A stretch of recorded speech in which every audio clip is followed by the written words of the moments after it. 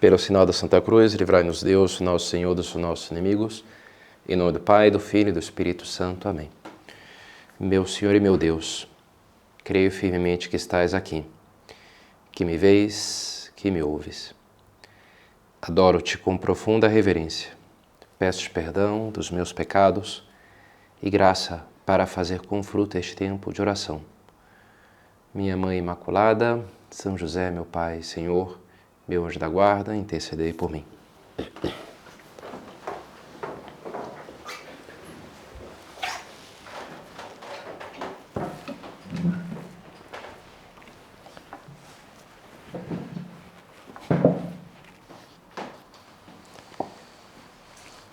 Escreve São Paulo aos Filipenses: esquecendo o que fica para trás, lanço-me o que está adiante. Lanço-me em direção à meta para conquistar o prêmio que do alto de Deus me chama a receber em Cristo Jesus. É um capítulo 3 de Filipenses, é um texto de São Paulo que acho muito marcante, muito bonito. Que ele fala do passado dele de judeu, tudo. E olha, isso aqui é perda, isso aí fica para trás, o que me importa é seguir em frente, né? Me importa a grande meta, que é o conhecimento de Cristo, isso que é o que eu busco, isso que me interessa. Né? E comentando, o Papa Francisco dizia, uma atitude que nos impede de ir em frente no conhecimento de Jesus é a rigidez do coração. Sobre isso que eu queria falar para vocês hoje. A gente acabou de viver essa experiência tão intensa, né, do conclave, que os olhos do mundo inteiro se voltaram para a igreja, e que foi algo bem interessante, né? Várias de vocês e outras pessoas também me comentavam de ver, poxa, que bonito é ser católico e fazer parte dessa instituição, né? Milenária e com tantas tradições e essa continuidade no seu líder, a continuidade do Papa, um tesouro assim impressionante. Então, mas ao lado dessas alegrias, que não há dúvida que o conclave nos trouxe, também assim fica mais ou menos patente quanta desinformação. O mundo inteiro agora volta o seu interesse para a igreja e para o Papa, e você vê como as pessoas estão por fora, né? Do que realmente é o conclave, como é que vai acontecer, como é que não é. Acho que o irmão do Papa, né, ligou para ele, já viu o filme Conclave para você saber como é que tem que se comportar? Tal. Eu não assisti, mas alguém falava, vão eleger um cara, mas não pode porque ele tem um caso com uma mulher, vão eleger o outro, ele rouba, tal, não pode, né? Aí o que elegem não sabe muito se é homem, se é mulher. Né? A ideia dos cardeais é um bando de delinquentes, sei lá, né? De criminosos que se uniram ali para... Enfim, um pouco às vezes a gente vê, nossa, que ideia um pouco deformada, né? Das coisas e, bem, acontece, né? Fake news. Já andei desmentindo a primeira fake news do Papa Leão, que tinha recebido de vários lados uma informação furada, que ele teria tido um encontro com o guarda suíça. E é um texto super legal, que o Papa falou isso e falou aquilo. Só que é completamente inventado, é um negócio completamente falso. E beleza, sei lá, acho que é um mundo que a gente vive e a gente tem que lidar com isso, né? Com um negócio chamado fake news. E ao redor do Papa Francisco, é verdade que talvez esse fenômeno tenha se dado de uma maneira especialmente intensa. Quase me arriscaria a dizer, 90%, quem sabe, do conteúdo que circulava nas redes sociais, de forma assim mais superficial, sobre o Papa Francisco eram negócios inventados, né? Típica qualquer frase, o texto bonitinho que alguém inventou alguma vez, né? Circulava colocando Papa Francisco, né? E todo mundo feliz da vida. Olha só que bonito que o Papa Francisco escreveu. Completamente furado, né? Então você criou uma ideia assim meio curiosa, sobretudo as pessoas que não tinham uma proximidade tão intensa da vida, da prática católica, que abraçavam várias coisas, fotos feitas por IA, essas coisas assim, que você fala... claramente inventado, isso aqui é claramente furado, né? E dentro dessa imagem que você criou do Papa, talvez desse para dizer que você criou a imagem de um Papa progressista, um pouco oposta, uma imagem do Papa Bento como Papa conservador, e o Papa Francisco, um grande Papa progressista que está abrindo a igreja para uma outra visão, né? O que são esses conceitos que a gente usa assim, bem...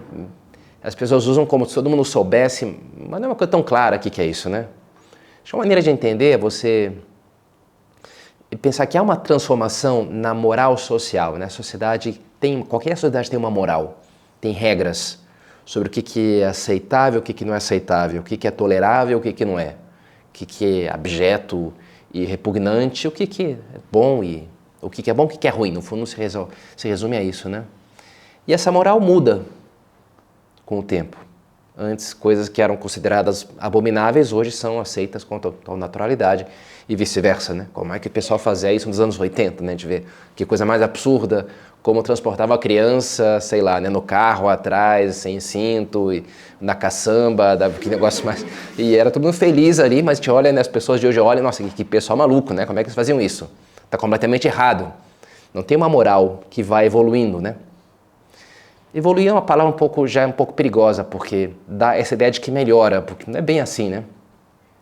E a moral social, às vezes, no mundo ocidental, não há dúvida que ela tem as suas raízes no espírito cristão. Ou pelo menos muitas raízes, muitos valores da nossa sociedade ocidental são diretamente cristãos. Só existem graças ao cristianismo. O valor do indivíduo, o valor da liberdade, etc. Não se via o valor da igualdade, isso não existia fora do cristianismo, não existia antes no mundo. Surgiu no cristianismo, né? Antes era o mais forte, quem é mais forte manda, e é natural, na natureza é assim, os bichos são assim, por que entre os homens não vai ser assim? Então essa era a lógica, né? Mas mudou, o cristianismo não, cada um é filho de Deus, etc. Então tem toda uma outra leitura. Agora, ao mesmo tempo que vários valores são muito cristãos, outros valores já não tanto.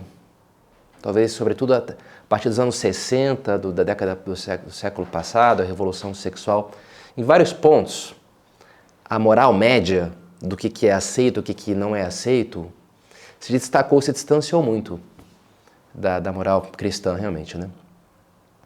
E a leitura que a gente encontra na mídia sobre isso é dizer, bem, é natural, né? Porque a igreja é uma associação milenar, muito antiga, as coisas demoram a mudar na igreja. Claramente, a igreja uma hora vai ter que se abrir essas mudanças. Bem, o que são elas? A perfeita validação do homossexualismo como equiparado, né, ao ato sexual normal, a atração sexual para pessoas de outro sexo, o divórcio, ordenação de mulheres. Tem vários itens assim, você fala, bem, isso aqui é o item, né, a agenda consiste, o que a igreja precisa fazer para se atualizar? Precisaria dar esse passo, aquele outro, etc. Né? Eleger uma mulher, papa, sei lá, né? Isso aí, talvez não para agora, mas mais para frente, né? Superar o machismo que ainda há na igreja. Então, esse tipo de coisa assim. E se criou bem, não, claramente, e eu escutei pessoas inteligentes, não, o Papa é a favor, né? O Papa Francisco, todo mundo sabe que ele é a favor disso. Olha, só que não, né? Só que ele teve 12 anos à frente da igreja e não mudou nenhuma dessas coisas de forma significativa. Claro, sempre vai tendo mudanças, mas a opinião dele é a mesma do Bento XVI, que é a mesma de João Paulo II, que é a mesma de Paulo VI, e assim vai, né? Mas se criou um pouco essa ideia, né? O Papa Leão agora, o que ele é, né? É para cá ou para lá, vamos encaixar ele nas nossas caixinhas, então a gente quer, a mídia geral já quer essas categorias, porque torna mais fácil, né? Agora, bem, é do meu lado ou é contra, né? A polarização sempre fica o pacote completo, você já sabe se é amigo ou inimigo, do bem ou do mal, né? Então você já define as coisas. E claramente, enfim, há muito de erro nisso. Agora, talvez você me dissesse, é verdade, Padre Pedro, sim, o Papa Francisco podia, e não, sei lá, né, aceitou homossexuais nos seminários, podia ter dito que agora na igreja existe o divórcio, poderia, e não fez nenhuma dessas coisas, né. Mas, ao mesmo tempo, e eu, que não sou, né, uma católica, sei lá, de IBGE, como se diz hoje, né, que não fiquei, alguma coisa eu estou por dentro. E olha, sei lá, né, o Papa, ele pôs restrições sérias à missa tridentina, e a maneira de falar também, às vezes, né, do homossexualismo, pareceu, né, olha que o Papa falou isso, tá, mas está citando o catecismo, né, escrito por... Mas enfim, aí você pega aquilo dali e não, olha só, como o Papa no fundo é você não entender bem, então tentar... Agora, é verdade que sim, a maneira do Papa falar em vários aspectos daria, pelo menos, se entende que pode incomodar, ou tem incomodado, vários católicos, vários cristãos, inclusive, que querem uma coisa mais sólida, que se sentem muito, não sei, ameaçados por esse mundo maluco, pela mídia, por essa agenda progressista, a gente poderia chamá-la assim, né?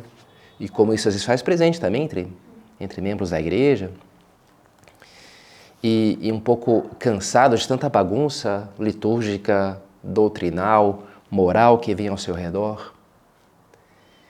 Que falar para essas pessoas, e conheço, né, até um padre, sei lá, o Papa Francisco, sentem um pé atrás com o Papa Francisco, né? Um certo reparo. Esse Papa aqui é comunista, assim, enfim, alguns padres eu não vi nenhum que fala isso, mas por aí se escuta, né? Coisas assim. O que eu diria para essas pessoas? Eu diria duas coisas.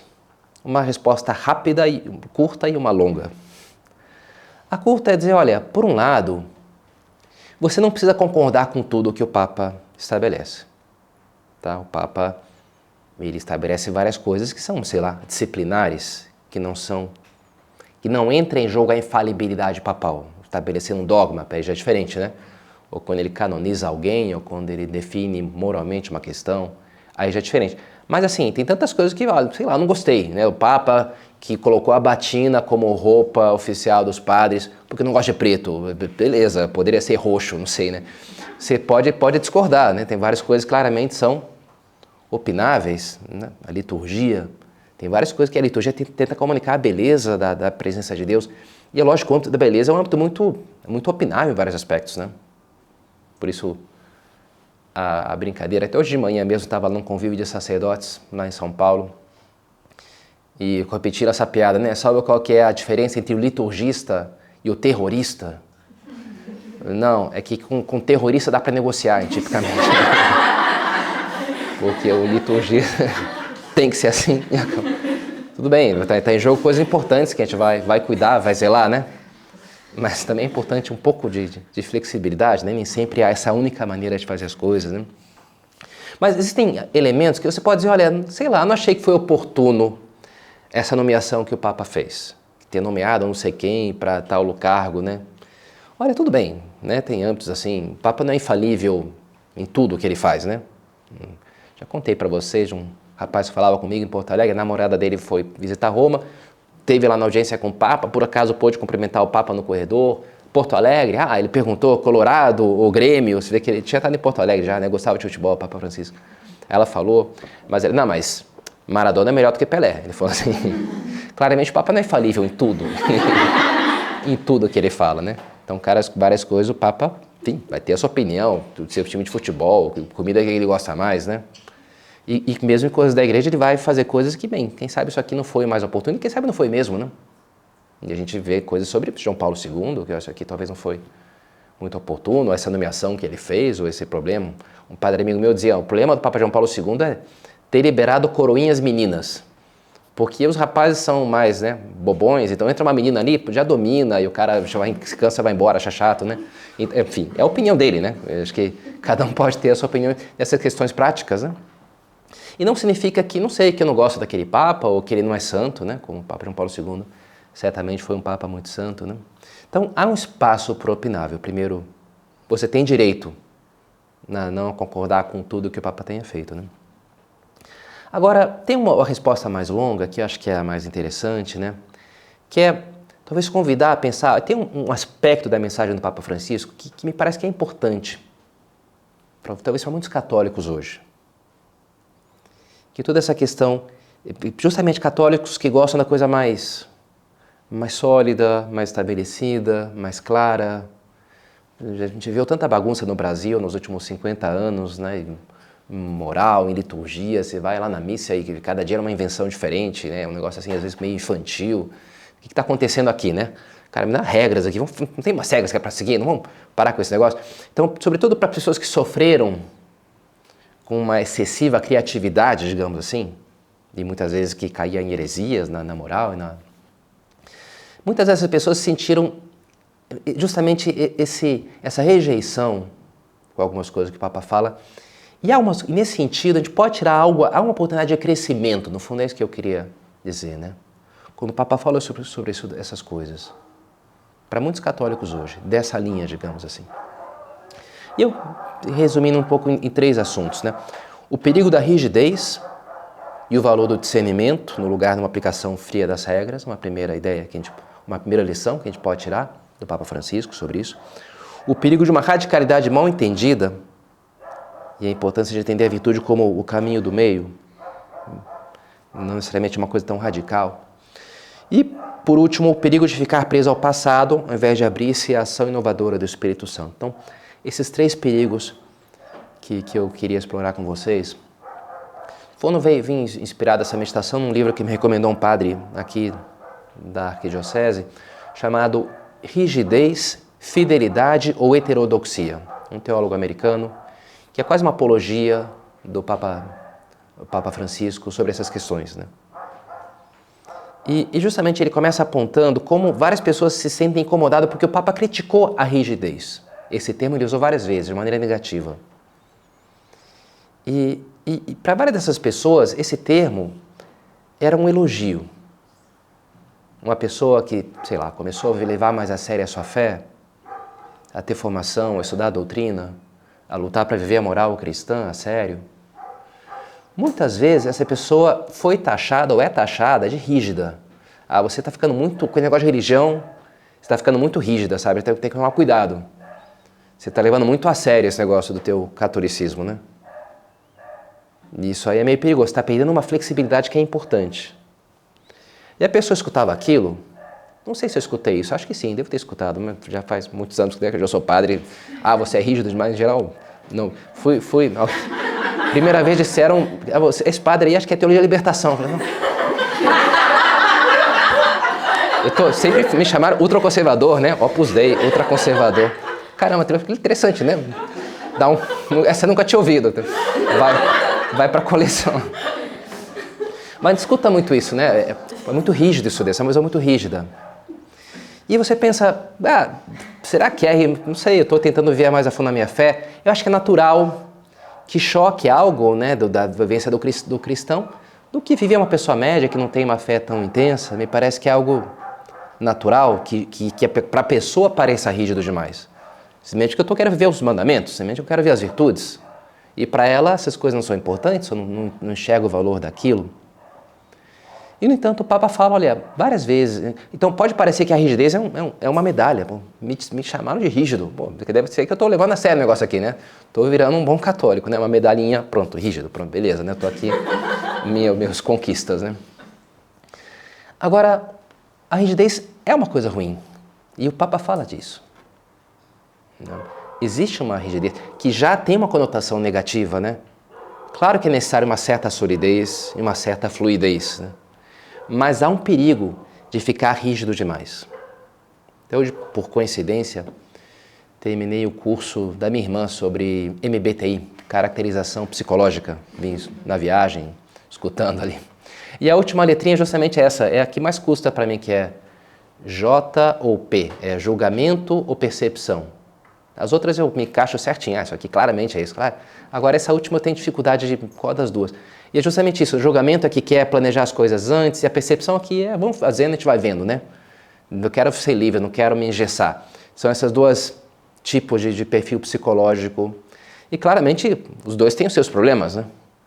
Um pouco essa metamorfose ambulante, cara, vai saber onde você vai parar, ou se é que vai parar em algum lugar, né? Porque começa para um lado, começa para o outro. E o outro também, o rígido demais, claramente tem os seus perigos, né? Peraí, cara, mudou aqui a situação, muda os teus planos. Não, o que foi planejado, né? Peraí, não é assim, né? Então é preciso uma certa rigidez, não há dúvida. O que o Papa fala sobre isso, pelo menos o que eu queria comentar, sobretudo é na maneira de você olhar para as pessoas, na maneira de você aplicar as regras aos demais. Que a gente não deve olhar para os demais, jogar a regra em cima dos como um tijolo. Está errado, que está aqui, né? Isso me falava um rapaz que começou a frequentar uma comunidade tradicionalista e aquilo começou a lhe fazer mal, começou ali. E ele dizia, Padre Pedro, parecia que, sei lá, que estava Jesus sempre com o código de direito canônico debaixo do braço. Ele falou assim, né? Ele dava para você, tá faltando aqui tal regra, né? Aqui você infringiu tal lei do código, né? E aqui não parecia um negócio tão, sei lá, anti-evangélico, né? Sei lá, uma coisa farisaica, né? Os fariseus eram assim. A lei, o que está na lei? E a gente tem que tomar cuidado com isso para justamente não cair nessa coisa dura e rígida, mas aplicar sempre o que o Papa fala do discernimento. Esse é um termo-chave do magistério do Papa Francisco, que é uma coisa muito jesuíta, inclusive, né? O discernimento dos espíritos, Santo Inácio de Loyola. É uma coisa muito chave da espiritualidade dele, é discernir os espíritos. Então o Papa evoca muito essa questão. E ele diz assim: é preciso evitar os dois extremos, o rigorismo e o laxismo. Nenhum outro fazem bem, porque na realidade não se ocupam da pessoa do penitente. Não é só a regra pela regra, está errado. Mas também não é, liberou, vai, o amor é lindo, faz o que você quiser. Não, nenhuma das duas coisas, né? Nas duas coisas você está te livrando do problema sem prestar atenção para a pessoa. A misericórdia ouve com o coração de Deus e quer acompanhar a alma no caminho da reconciliação. O discernimento é uma escolha de coragem, ao contrário das vias mais cômodas e soluções redutoras do rigorismo e do laxismo. Peraí, como é que você chegou aqui? Por que você pensa isso? O que você pensa sobre esse caminho agora ou aquele outro? Como é que isso aqui parece para você? Vamos conversando, vamos marcar de conversar semana que vem? É isso, né? Com efeito, educar para o discernimento significa fugir da tentação de refugiar-se através de uma norma rígida ou da imagem de uma liberdade idealizada. Não, você faz o que quiser e você vai acertar. Não é bem assim, né? Mas também não é a norma rígida que você está fora e pronto, né? Não, discernir, que é esse buscar diligentemente um caminho para cada alma, um caminho para cada um. É muito a ver, a moral tomista, nisso o Papa é bastante tomista. A moral de São Tomás de Aquino é muito isso, né? Centrada na prudência, mais do que uma moral legalista, que é a consciência que aplica a lei moral, e você vê o quanto é que a lei universal se aplica no caso concreto. A moral mais dos santos mesmo é a moral da prudência, a virtude da prudência que analisa cada caso. Os casos são muito ricos, você precisa educar a virtude da prudência para discernir, olha, bem, não são regras, né, mas é a virtude o que vai fazer você acertar o caminho para Deus. E por isso tem que educar a virtude da prudência. Ele inclusive fala da virtude da epiqueia. Já ouviram falar da virtude da epiqueia?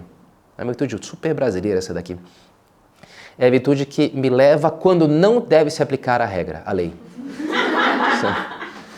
E o São Tomás fala, olha, se pode pecar contra a epiqueia. Ah, mas tá na lei que você quer fazer assim. Cara, mas olha as circunstâncias, olha o teu contexto, né? Você vai... Brasileiro, né? No Rio de Janeiro, farol fechado, sinal fechado, 3 da manhã, não tá vendo nenhum carro. Toca, o que o pecado é parar, né? Você está expondo a tua vida de uma maneira que não faz sentido, né? Então, epiqueia. Epiqueia é saber, ok, num caso geral, nas condições, na CNPTP, ok, né? Funciona. Mas aqui não é o caso, né? Então, epiqueia. Estar atento ao discernimento do concreto. É preciso evitar os dois extremos opostos, o rigorismo e o laxismo. E aqui a gente passa já para um segundo ponto que eu queria comentar, que é outra crítica que pode escutar um cristão que vai levando mais a sério a sua fé, que é de ser taxado de radical. É outro termo típico, né? Isso aqui está um pouquinho radical demais, cara. Você já está indo muito longe. Toma cuidado, isso aqui é meio perigoso, né? Não pode ser assim tão radical. E você pode escutar essa repreensão e dizer, olha, que bom, né? Isso aqui é um bom sinal.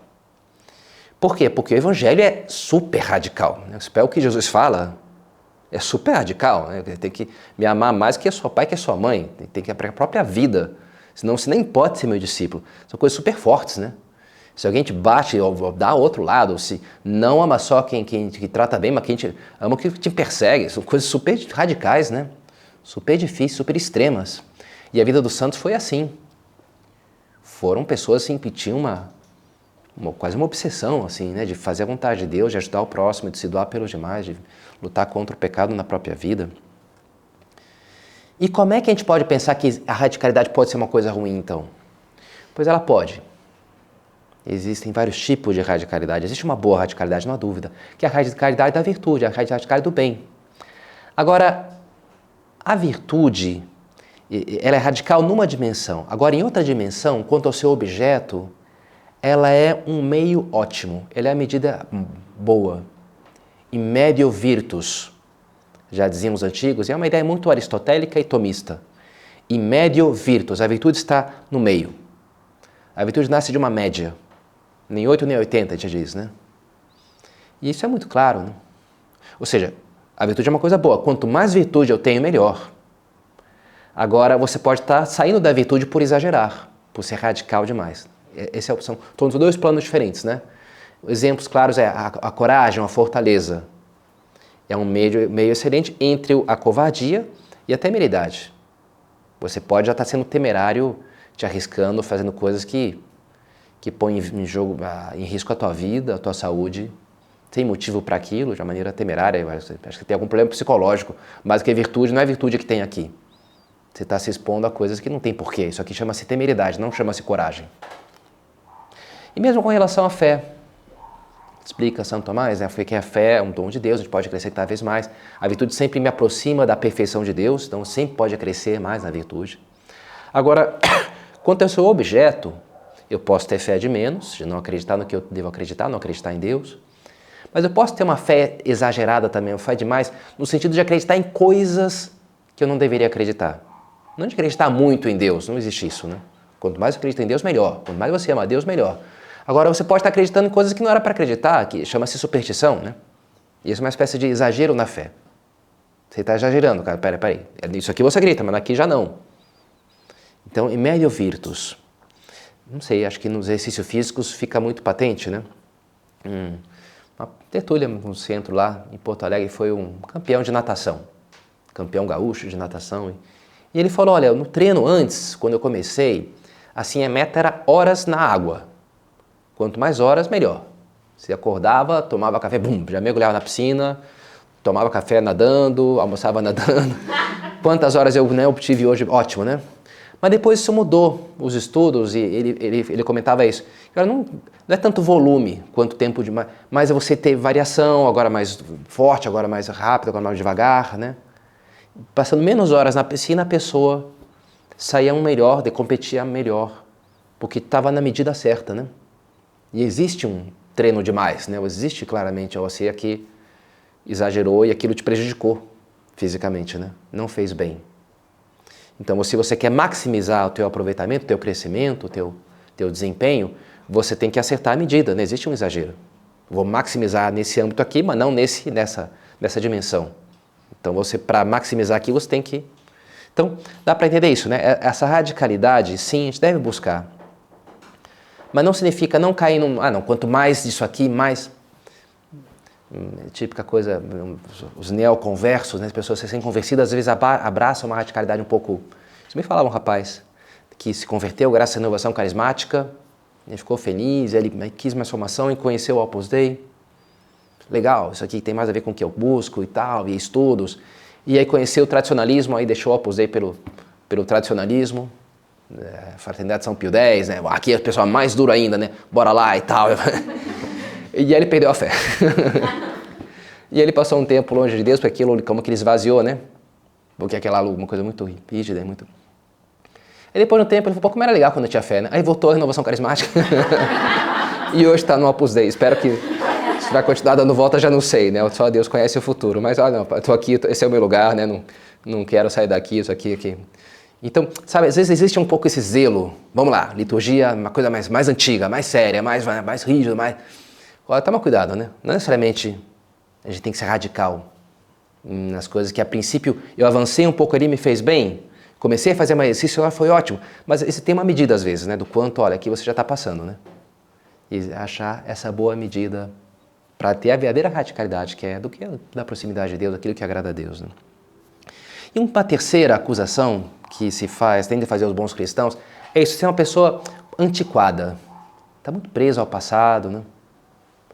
Você tem que abrir para o moderno. Isso, enfim, já não dá muito tempo para a gente falar, mas não há dúvida, né, que, poxa, o valor da tradição é uma coisa tão bonita, né? É uma riqueza tão grande. O cristianismo é uma tradição que a gente recebe, né, dos apóstolos, recebe de Cristo, não é outra coisa, não é o cristianismo inventado não seria zero de cristianismo, sempre é algo que eu recebo de outros que vieram antes de mim. Agora, o Papa fala contra, ele cria uma palavra, indietrismo. Indietro, em italiano, é para trás, né? O cara sempre, como é que é? Eu quero sempre mais antigo, como é que é? Tudo que é novo é ruim. Claramente isso é um grande equívoco, né? Não é porque é novo é ruim. Olha, tem muitas coisas novas que são ruins, né? Só a panela velha que faz comida boa. Tá cheio de panela nova, muito boa aí. faz comidas muito boas, né? Então também, sabe, ter sempre, o Papa fala, né, o Deus das surpresas. E numa palestra para o Sírio, para o movimento, ele diz, olha, sempre vai haver no movimento essa tensão entre você ser fiel à tua raiz, ao teu carisma, você não pode traiçoar isso daqui, seria um grande crime, né? Mas ao mesmo tempo, você ficar preso nas formas de sempre, muitas vezes vai te esterilizar, vai te impedir de abrir para novas formas de comunicação, para traduzir aquela mesma mensagem num contexto diferente, com um idioma mais oportuno para as pessoas de hoje, uma formas mais adequadas, né? Isso é assim desde os começos da igreja, né? Já São Paulo combatendo com os judaizantes, que eram cristãos, mas estavam muito presos. Não, porque sempre foi assim, tem que ser assim. Tem que seguir, tem que circuncidar todo mundo, tem que fazer tal coisa. Cara, não, isso não tem por que ser assim, isso mudou. Olha, a gente falou lá com os apóstolos, eles disseram, não, isso aqui não precisa mais, né? Então, uma série de formas, na maneira de ver o cristianismo, que podem, e é oportuno que sejam renovadas, né? Sendo fiel sempre, a raiz sendo fiel sempre ao DNA, né? Quando não é fiel é um câncer, né? Agora, quando é fiel é um crescimento normal do organismo, né? Normal que a planta vá se multiplicando e abrindo novas folhas e novos frutos, né? Então também ter essa abertura, né? A tradição da igreja está sempre em movimento, dizia o Papa Francisco. A tradição é a garantia do futuro e não a guardiã de cinzas, não é um museu. Não consiste em adorar as cinzas, mas em preservar o fogo. Bonita essa imagem, né? O fogo, manter o fogo. Se bobear, ele que morre, não tem que manter. Mas ao mesmo tempo ele vai sempre se renovando, vai sempre consumindo coisas. Mas é o mesmo fogo, dá para dizer que é o mesmo fogo, né? Esse equilíbrio entre o antigo e o novo, o estável e o movimento, né? Que é onde a gente vai viver a nossa fé da maneira que mais vai agradar a Deus. Eis aqui a escrava do Senhor, faça em mim segundo a tua palavra. Então que a gente olhe para ela nesse mês de maio, mês de Maria, Maria, Mãe da Igreja, que sempre vai nos guiar para sermos muito fiéis a esse espírito de vida e de misericórdia que nos deixou o seu Filho.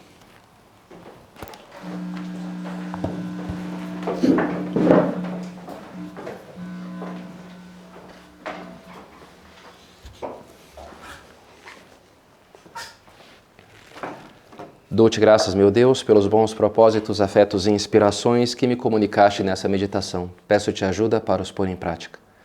Minha Mãe Imaculada, São José, meu Pai e Senhor, meu anjo da guarda, intercedei por mim.